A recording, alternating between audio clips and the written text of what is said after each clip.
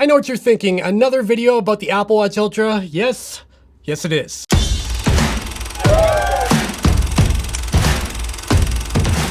Welcome back, I'm Dave from Chase to Summit, and in this video today we're going to talk yet again about the Apple Watch Ultra. I know I've posted a lot of videos about this thing, but it's very exciting, and I think this video is pretty important for a lot of people out there. In case you missed it, a few days ago I posted my in-depth review about the Apple Watch Ultra, where I cover all the new features, the ins and the outs, and everything in like a 30-minute long video. And if you want to learn all about this watch, go check that video out. In the conclusion of that video, I basically say that the Apple Watch Ultra is probably the best smartwatch on the market currently, but it's not really the best sport watch for a few key reasons. First of all, when it comes to wellness tracking, the Apple Watch Ultra does collect a ton of metrics, but it doesn't provide any feedback to the user on your daily wellness, like how you're feeling, your HRV status. It doesn't raise a flag if you're not feeling well and your HRV drops, for instance. You have to go in and actively look at the numbers and try to understand what they mean. And on top of the wellness aspect is training tools. The Apple Watch Ultra will track your runs and rides and things, but it won't let you know if you're overdoing it or you're not doing enough, or you're just kind of somewhere in between, or maybe your heart rate's been particularly high, or there's no red flags to let you know how your training's going. Another aspect of the Apple Watch Ultra that's felt like it needed some improvement is offline mapping and navigation. Because this watch is marketed towards outdoor enthusiasts, and in the marketing material they had a guy hanging off of like Mount Everest, that guy's probably gonna need a map of where he is, and he probably doesn't have a cellular connection or Wi-Fi, or maybe Mount Everest has that by now. I don't really know. Now that I've gone through some of the shortcomings on the Apple Watch Ultra, let's get to the point of this video. How do we solve these? Well, the good news is this is an Apple Watch, and because it's an Apple Watch, it means we have the iOS App Store with thousands of apps, there might be millions of them, that we can download to solve some of these issues. Before we get into the first app, a quick disclaimer, I'm not affiliated with anything I'm about to show you. I haven't talked to these app developers or the brands involved here. They're not paying me to make this video. They don't even know I'm making this video. So really, these are apps I just found on my own, and through the comments, a lot of people have suggested these, and that's why I'm showing them off, because I think they're really cool. So with that out of the way, let's get into the first app called Athlytic. So this app really excites me. It basically solves the issue with the Apple Watch of not providing any wellness or training feedback by covering it all in one app. Right up front, I do want to mention that the Athlytic app is a subscription-based model. However, it's pretty affordable at just $29 per year. And in terms of pricing, that's pretty inexpensive when you compare it to something like the Whoop platform, which is $30 a month. This is just $30 a year. So there's two aspects to the Athlytic app. There's the phone app, which is really all you need, but there's also an app for the watch, which I'll cover in a minute. First, let's talk about the phone app. So you can see here, I've got my iPhone 14 Pro here, and I've got the Athlytic app launched. And up top, we've got a series of tabs. We've got recovery, exertion, sleep, and energy. And then down at the bottom here, we've also got additional tabs for today, trends, health, workouts, and calendar. So right now we're looking at my recovery for today, and up top here, the first pane shows recovery score, and that gives me a percentage from 0 to 100% on how recovered I am from the previous day. And what's really cool about this app is that it gives you a little blurb about what's going on in just plain English right below that score. So here it says your past 3 recoveries are below 50% and trending downward. Pay attention to your body and take a rest day if required. I probably need a rest day. And at the bottom of that pane, it also gives me my HRV and my resting heart rate. And it'll also tell me if my resting heart rate and HRV are trending up and showing a green arrow, or trending down and showing a red arrow. And then scrolling down to the bottom of the screen, it shows my recovery by day, showing the past 7 days. Now that we've talked about the recovery page, I'm gonna go ahead and swipe right into the exertion page. And on this page, it shows all of your activity for the day. This is very similar to the strain score that you get from like the Whoop platform. So you can see here that my score for today in terms of exertion is 0. It's because it's still pretty early. I haven't gone on my run yet, and I haven't really exerted myself. And then below my exertion score, you can see that I've got a target exertion zone based on my previous day's recoveries and all the information that this app has about me. It wants me to hit a score between 4.2 and 6.2. And then below that, it also gives me a suggested workout for today, which we'll talk about in a minute. And it says that with this workout, I should be able to hit 4.7 in my exertion score. And then we've got a 7-day trend graph here, which is similar to the recovery page, except now we're looking at my exertion scores for the past 7 days of activity. With exertion out of the way, let's swipe over again and drop into the sleep page here. And here you got a very similar set of metrics, but for sleep. So at the top, you can see I've got a 74% sleep score from last night's sleep. It says I slept for 6 hours and 17 minutes, but I should have slept for 8.5 hours in order to get my maximum maximum recovery during sleep. And then of course, just like the other pages, I get a little blurb that tells me what's going on. It says I got adequate rest, but I should try to get more sleep tonight if I'm training today. Scrolling down, we've got more details about my sleep, my time in bed, my sleep efficiency, my awake time, my REM sleep, my core sleep, and deep sleep. And then right below that, we've got a little graph for restorative sleep time. Restorative sleep, according to this app, is my deep sleep and REM sleep combined, and what percentage of that was my total sleep. And here we have a really interesting feature in the sleep tab in the Athlytic app, and that's this target sleep time. So the app's telling me in order to get maximum recovery in my sleep, I need 8 hours and 8 minutes of total sleep, and I should go to bed at 10:44 p.m. and try to wake up at 6:52 a.m. Something tells me my kids will not allow that to happen, but if I did, I should get my full recovery from the full value from my sleep. And then scrolling down, there's a really interesting graph for sleep debt over time. So this is showing me if I got enough sleep or not enough sleep on a graph form for the past 14 days and which way I'm trending. And then all the way at the bottom of the sleep tab, you can mark what happened the day before, like drinking alcohol, caffeine, having stress at your job, having a late meal, etc. And you can kind of flag that day and let you know what happened so you can see the consequences of those actions. Swiping over, we have the final tab or the energy tab, and this is pretty straightforward. It shows you how many calories you've burned for the day, along with how many calories you've consumed. So you might be wondering, how does this app get all this information? Well, the cool thing about this app is that it syncs up with Apple Health. So it's pulling all this information about your sleep and your calories burned and all that from Apple's Health, which is why my energy consumed here says 0 because I've not logged any meals in Apple Health. The other thing you can do here is you can link your MyFitnessPal app, which is a very popular calorie counting app, to your Apple Health app, and then that will also sync into here. So if you add meals there, you'll see them here, which is super cool. Okay, now that we've gone through the daily metrics, let's click on this trends tab here to see what's going on over time. So up top here, there's a graph that shows your recovery versus exertion over time.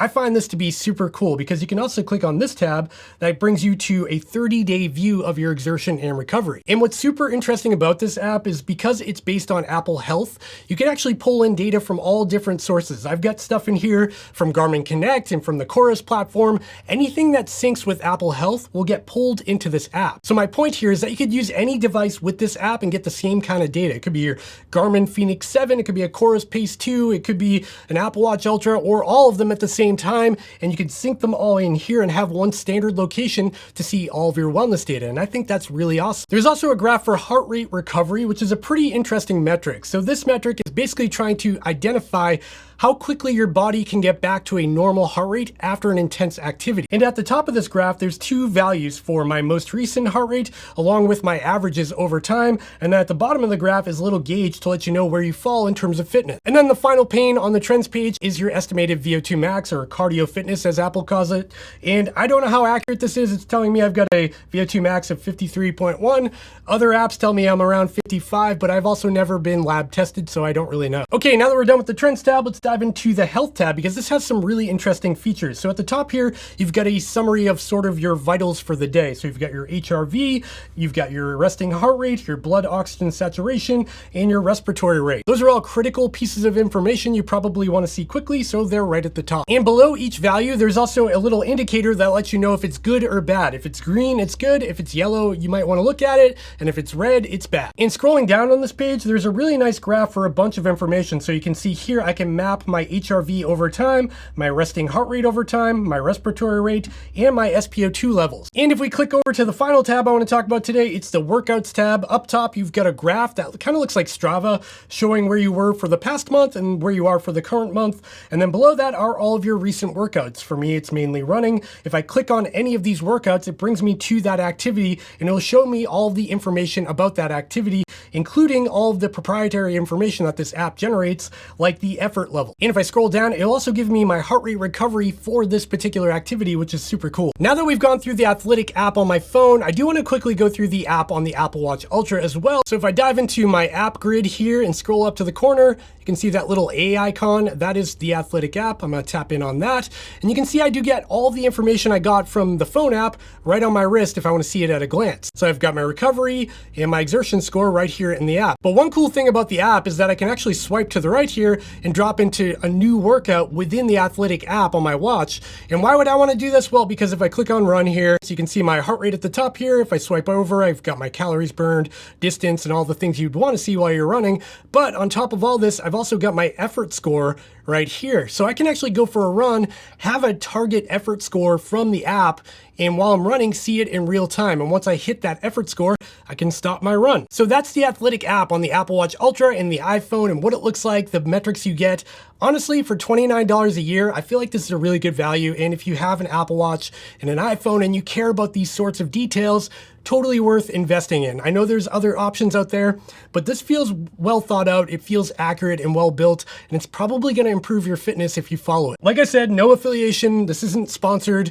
I don't even know the people that make this app. Maybe they're terrible people. I hope not, but it's a good app. Now that we've solved the wellness and training feedback issue with the Apple Watch Ultra, I wanna talk about my other main gripe with the Apple Watch Ultra, and that's going to be mapping and navigation when you're out on an activity. If you saw my review, you know that the Apple Watch Ultra has an updated compass widget that has a backtrack function, which is super cool, but it's really not that useful when you're in an activity, when you're actually out on the run, because you got to open a separate app, you got to dive into it, hit the button, and then you can start your backtrack. I want it to be like built into the app. So the app I'm talking about now is called WorkOutdoors, all one word. And I know it's a very popular app on the Apple devices because a lot of people seem to use it. WorkOutdoors is a paid app just like Athlytic, but this one's super cheap. It comes in at $5.99 here in the USA, and it's a one-time fee. You don't have to have a reoccurring subscription, which is pretty amazing. That's very affordable. So WorkOutdoors essentially converts your Apple Watch Ultra into a full-featured sports watch for activities. To get to the point, I'm gonna start with the watch app on this one. You can see there's the icon for WorkOutdoors. It's that round icon with the guy running in it. Click on that and we're into the app. So here I've got all of my activity profiles. At the top here, you've got some information. All the way on the left is actually my GPS signal of my current position, which is not great right now because I'm inside a building. Then I've got the battery life of the Apple Watch Ultra right now and the time of day. And below that are all of the activity profiles. So there's activity profiles for a bunch of things from running, cycling, hiking, walking, skiing, paddleboarding, paddling, swimming, etc. But you can also set up custom profiles to do just about anything you want. The cool thing about WorkOutdoors is you don't have to do an activity if you just want to use the mapping functionality. You can just click on this map button at the top there and it'll drop you directly into a map instead of into an activity like a run. Another nice feature about WorkOutdoors is that it's compatible with external sensors. So you can see here there's a little Bluetooth icon that says sensors.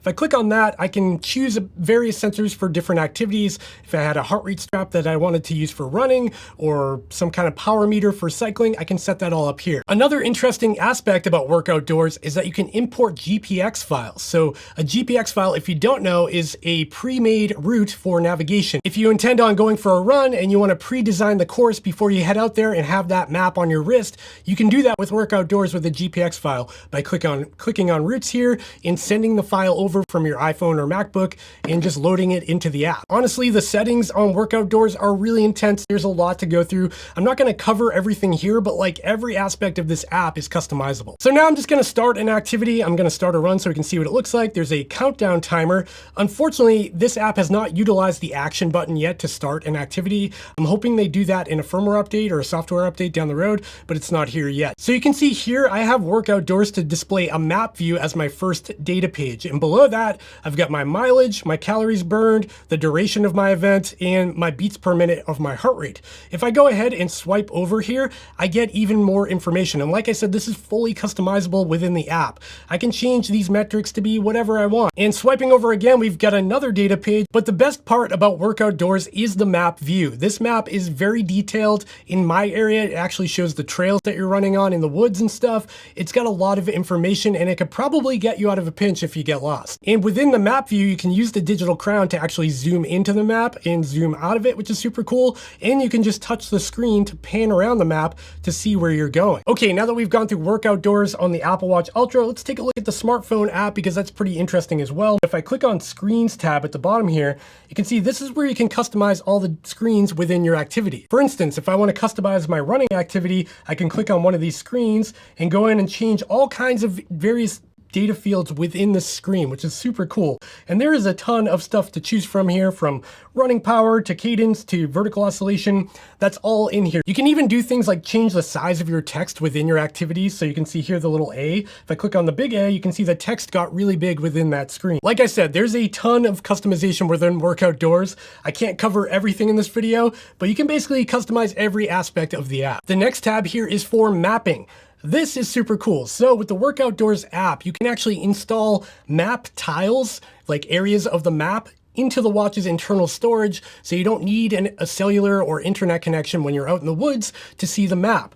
To do this, you simply scroll around to the map area you want to save, click an area, and then pull a boundary box around the area that you want to save. Let go of that and say transfer 6 files. Now that data will be synced over to my Apple Watch Ultra, so I can use that without an internet connection. And the final tab here in the WorkOutdoors app is going to be your settings. There's a ton of settings in here. I'm definitely not going through all of this, but I do want to highlight one thing, and it's that you can set up exports for Strava, GPX, TCX, fit files, and route exports, all right here in the settings. So after your activities, everything's sent out to Strava, etc. Or you can even email a fit file to yourself to put somewhere else. There's a lot of functionality here. And that's WorkOutdoors in a nutshell. Like I said, for $6, that is a crazy amount of customization and functionality that you can get on your Apple Watch Ultra for $6. Like, that's as much as a coffee costs at Starbucks, right? Even though WorkOutdoors is really good, there's still some functionality I wish it had, like creating a course on the fly right on your wrist without needing your phone or a GPX file. It doesn't do that. You still need to make a GPX file somewhere else and import it into the app, where if you have something like a Garmin Fenix 7, you can do that right on your wrist. You could put in that you want to go to the top of the mountain, and the watch will actually find the trails to get you there. But those are details, and beggars can't be choosers. You're getting mapping on your Apple Watch Ultra, and that's really what it's all about. Another thing I wanted to mention about WorkOutdoors is that the battery life on it seems very similar to the standard workout app. I was worried by using a third party that we'd get worse battery life, but it's really optimized and it works really well, so you don't have to worry about that. And honestly, between using the Athlytic app and the WorkOutdoors app on the Apple Watch Ultra, I've been really enjoying wearing this watch, and I kind of get what it's all about now. Having cellular built in and be able to make phone calls without my phone on me when I'm on a run, or streaming from Spotify or Apple Podcasts, doing all the things that Apple Watches are designed for, but still having that base functionality of being a really good wellness tracker with the Athlytic app and being a full sports watch with the WorkOutdoors app. It's kind of the best of every world. However, even though these apps make the Apple Watch Ultra a far more useful fitness and sport watch, there's one thing that they can't fix, and that's going to be the battery life on the Apple Watch Ultra. You still have to charge this watch every couple of days. Aside from that though, these apps make this watch way more functional, way more useful, and I'm really enjoying using it. And now I want to hear from you. Are you using the Athlytic app or WorkOutdoors on your Apple Watch? Let me know in the comments down below. And if you have an app suggestion that you think is better than these two, let me know about that too, because I'm still learning. I want to know all the good apps out there. We did it. We reached the end of this video, and if you made it this far, you probably enjoyed it. And if you did, please give me a thumbs up and subscribe down below so you don't miss more videos from me in the future. Also, if you're planning on getting an Apple Watch Ultra, a Series 8, an SE, a Series 7, any Apple Watch for that matter, check out the links in the description down below, because those do help support my channel and they cost nothing extra to use, so you might as well use them. And that is it. That was a long video about 2 apps. I'm sorry about that, but I really wanted to show you all the details. I gotta go now. I'll see you next time. Bye.